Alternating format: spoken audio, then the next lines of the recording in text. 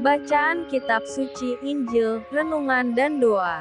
Minggu, tanggal 17 Desember tahun 2023. Membuka tali kasutnya pun aku tidak layak. Inilah Injil suci menurut Yohanes. Bab 1 ayat 6-8. Dilanjutkan ayat 19-28. Datanglah seorang yang diutus Allah. Namanya Yohanes.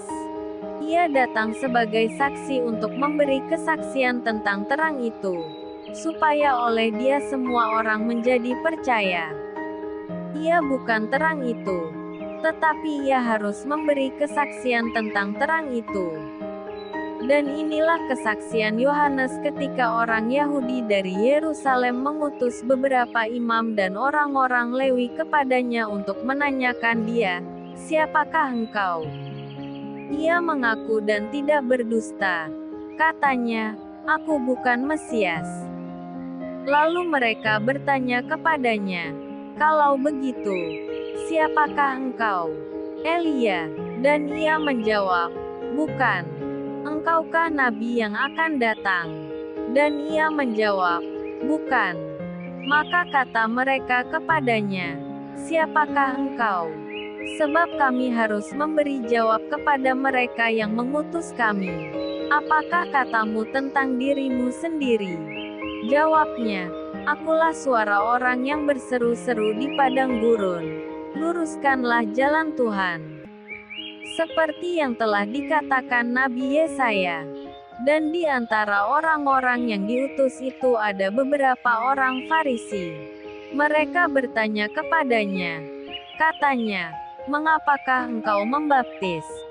Jikalau engkau bukan Mesias, bukan Elia, dan bukan Nabi yang akan datang." Yohanes menjawab mereka. Katanya, "Aku membaptis dengan air, tetapi di tengah-tengah kamu berdiri Dia yang tidak kamu kenal, yaitu Dia yang datang kemudian daripadaku. Membuka tali kasutnya pun aku tidak layak." Hal itu terjadi di Betania yang di seberang sungai Yordan, di mana Yohanes membaptis. Demikianlah sabda Tuhan. Shalom. Membuka tali kasutnya pun aku tidak layak. Seperti hari Minggu yang lalu, kali ini Injil Minggu Advent ketiga, Yohanes bab 1 ayat 6-8, dilanjutkan ayat 19-28, juga hampir seluruhnya berbicara mengenai Yohanes Pembaptis. Tapi yang sekarang ditonjolkan ialah kesaksiannya. Pertama-tama ia ditampilkan sebagai yang diutus yang maha kuasa untuk menjadi saksi bagi sang terang, walaupun ia bukan terang itu sendiri. Ayat 6-8. Kemudian kepada orang-orang yang datang kepadanya, Yohanes menegaskan bahwa dirinya bukan Mesias, bukan Elia, bukan Nabi, melainkan orang yang berseru-seru di padang gurun menghimbau agar jalan bagi Tuhan diluruskan. Ayat 19-23. Ia membaptis dengan air untuk membantu orang mengungkapkan niatan untuk hidup bersih, menyongsong Dia yang akan datang. Yohanes juga tegas-tegas menyatakan dirinya tak pantas melepas tali sandal Dia yang bakal datang ini. Ayat 27. Seperti diuraikan minggu lalu, ungkapan ini berarti Yohanes merasa tidak patut menjalankan urusan yang menjadi hak Dia yang akan datang itu. Seperti yang kita dengar dalam Injil hari ini, melalui jawaban-jawaban Yohanes Pembaptis, kita melihat beberapa teladan darinya untuk kita praktikkan dalam kehidupan kita sebagai pelayan Tuhan, yaitu seorang aktivis gereja atau petugas atau anggota dewan pastoral mengetahui dan menyadari status dirinya adalah sebagai pelayan atau hamba Allah.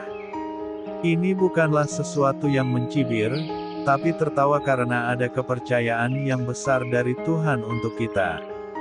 Bukan hanya sekedar mengetahui dan menyadari, namun terus membawa dirinya demikian dengan semangat atau jiwa seorang pelayan.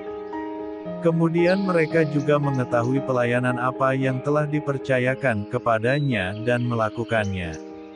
Seperti yang dikisahkan Injil tadi, Yohanes bukan melakukan pelayanan dengan sembarangan.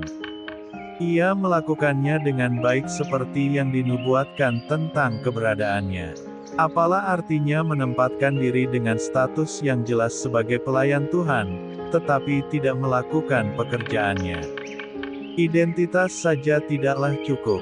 Lalu, mereka mengetahui juga tujuan dari status dan pelayanannya. Ia bekerja untuk dan atas nama Tuhan, bukan atas nama dirinya sendiri. Bukan hanya ketika dalam keberhasilannya, tetapi juga pada saat situasi terancam atau tidak menguntungkan bagi dirinya sendiri. Ada orang-orang yang mudah menyaksikan atas nama Tuhan ketika pekerjaannya berhasil, tetapi tidak demikian ketika apa yang dikerjakannya bagi Tuhan ternyata membuat dirinya dalam posisi sulit. Terkadang menyandang nama pelayan Tuhan itu tidak disebutkan lagi, tetapi akunnya yang dikedepankan. Sebaliknya, ada orang-orang yang sangat melayani, yang pada saat melakukan sesuatu yang sulit dalam pekerjaan Tuhan seperti perintisan, pengorbanan, dan lain-lain mudah sekali mengingat Tuhan, dan kesaksian anggota tentang atas dan demi nama Tuhan. Tetapi ketika pelayanannya berhasil dan dipuji banyak orang, muncullah arogansi diri yang bersuara dalam hati, semua itu karena saya yang mengurus, coba kalau tidak ada saya, belum tentu hasilnya seperti ini. Masing-masing orang bergumul dengan mengendalikan dirinya terhadap keinginan untuk memuliakan dirinya, entah dalam situasi yang sulit maupun pada saat mencapai keberhasilan. Yang pasti Yohanes Pembaptis terbukti lulus dalam dua keadaan tersebut. Dia tidak pernah menempati posisi lebih tinggi dari Mesias Tuannya, dalam kemuliaannya, maupun dalam kesengsaraannya. Yohanes Pembaptis patut menjadi teladan kita semua sebagai anak-anak Allah, khususnya kita yang aktif dalam pelayanan. Entah sebagai romo, dewan pastoral harian, anggota dewan pastoral paroki, dan lainnya, bintang utama di dalam pelayanan bukanlah diri kita. Maka jangan biarkan diri kita menjadi sasaran perhatian orang, apalagi sampai membiarkan diri menikmati segala pujian yang muncul karena kerja pelayanan kita. Jangan pernah lupa bahwa Yesus Kristus adalah tujuan dan bintang utama dari segala pelayanan kita. Semua karya kita tak lebih dari melayani sambil mendekatkan dan memberikan sesama kepada Tuhan, atau mendekatkan Tuhan kepada mereka. Marilah berdoa, ya Allah, berilah aku semangat kerendahan hati dalam melayani demi kemuliaan nama-Mu sendiri. Amin. Tuhan Yesus memberkati. RHPE Channel.